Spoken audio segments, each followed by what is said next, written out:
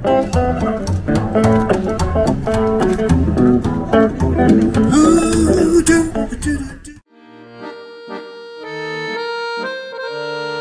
kita lagi berdiri persis di depan salah satu fountain atau air mancur, namanya Fountain Saint Michael.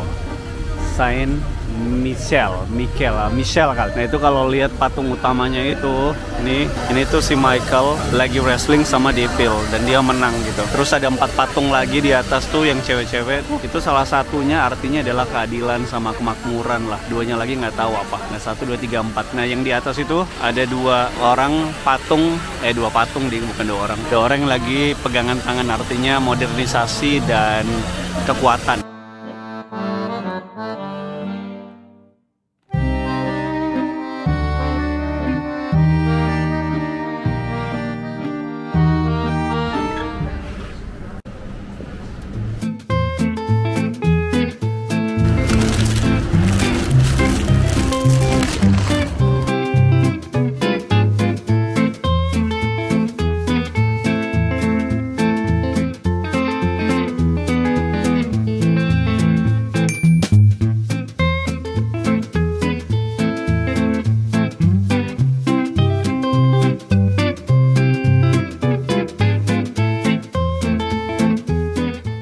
Jadi kita mau pamit dulu guys, itu di Eiffel Tower. Situasinya, lihat orangnya dari ujung ke ujung, luar biasa, rame banget. Saya bakal kasih tahu nih beberapa fakta tentang Eiffel ini. Jadi Eiffel ini kan dibangun itu di zaman keindahannya Paris gitu. Jadi ekonominya lagi bagus-bagusnya. Yang mendesain ini sebenarnya perusahaan milik Gustave Eiffel. Kemudian yang namanya tadinya Menara Paris diganti menjadi Menara Eiffel. Tapi sebenarnya bukan dia yang mendesain Eiffel, tapi ada 2 orang yang bekerja buat dia di perusahaannya Gustave Eiffel. Lalu di atasnya sebenarnya bukan di puncak, tapi di salah satu lantai itu ada apartemen yang didesain khusus Gustave Eiffel sebagai apartemen untuk pribadinya dia. Jadi salah satu dari lantai paling atas itu dia guys. Harusnya ini 20 tahun usianya udah dihancurin sejak diresmikan, tapi si Gustave Eiffel ini orangnya jenius juga. Jadi dia taruh menara-menara buat komunikasi. Jadi kata pemerintah sayang banget kalau harus dihancurin, karena ini juga pembangunannya luar biasa, menghabiskan anggaran yang tidak sedikit. Kalau tidak salah ingat itu 5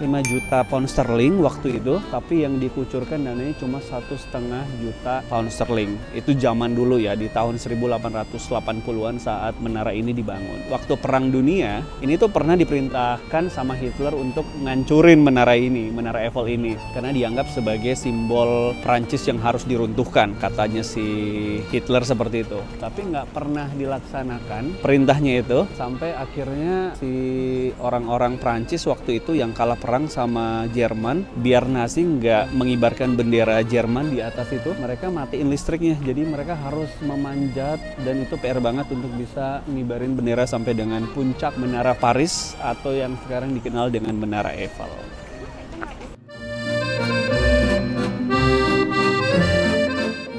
Ini bakal ada orang yang deketin saya mau minta tanda tangan untuk donasi. Why? Why should I sign? It's for support, for the health. I mean, why should I sign? For support. No thanks. No thanks. Jadi bentuk tipu-tipu seperti itu guys, yang kalian harus waspadai dan hindari pada saat kalian dimanapun landmark atau tujuan wisata di Paris berada. Itu salah satunya. Jadi mereka bakal pura-pura ngasih tanda tangan sebagai bentuk support untuk organisasi sosial atau charity. Tapi begitu kalian sign, mereka bakal minta duit karena mereka berpikir kalian sudah sign harusnya ngasih duit. Hindari itu, jangan sampai kalian termakan bujuk rayunya. Apalagi mulutnya manis-manis di sini guys. Biasanya mereka ngasih pujian dulu, terus nanyain bisa bahasa Inggris atau enggak. Itu tuh salah satu contoh yang akhirnya terekam sama kamera Traveling with Hand.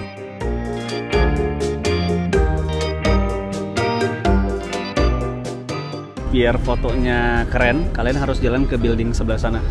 Ini dia, jadi dia letaknya itu di sebelahnya dari Menara Eiffel guys. Kalian harus jalan ke sana, terus ada beberapa susunan anak tangga, cari yang paling tinggi. Nah kalian bisa berfoto di sebelah sana, itu dia tuh. Tapi saya nggak bakal ke sana ya, ini informasi buat teman-teman aja. Oke, jadi biar fotonya keren jangan lupa jalan ke arah sana.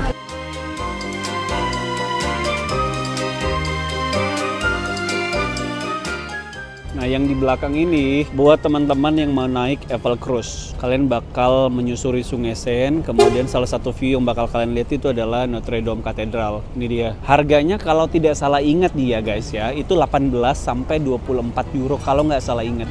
Tapi nggak lebih dari 30 euro seingat saya, dan itu durasinya sekitar 45 menit, jadi cukup lama. Dan tips dari saya, kalau kalian ikutin Eiffel Cruise, jangan duduk di dalam tapi duduknya paling atas guys. Jadi siapin baju atau coat yang tebal karena dingin, atau mataharinya bisa terik tapi udaranya tetap dingin, anginnya dingin guys. Jadi duduknya di atas, jadi kalian bisa muter kayak gini nih, 360 derajat.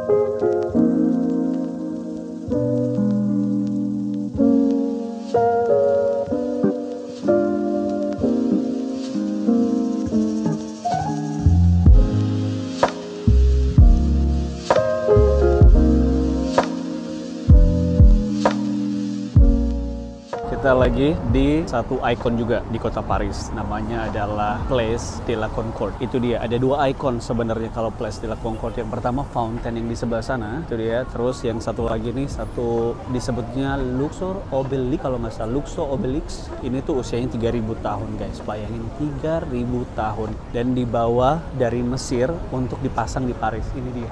Jadi ini tuh masih ada kembarannya di Mesir. Ini pemberian Mesir kepada pemerintahan Prancis, ke kerajaan Prancis. Nah bahkan dulu tuh dikasihnya bahkan 3, tapi saking beratnya dan sulitnya diangkut, makanya yang dibawa ke Paris cuma ada 1. Dan ini dia.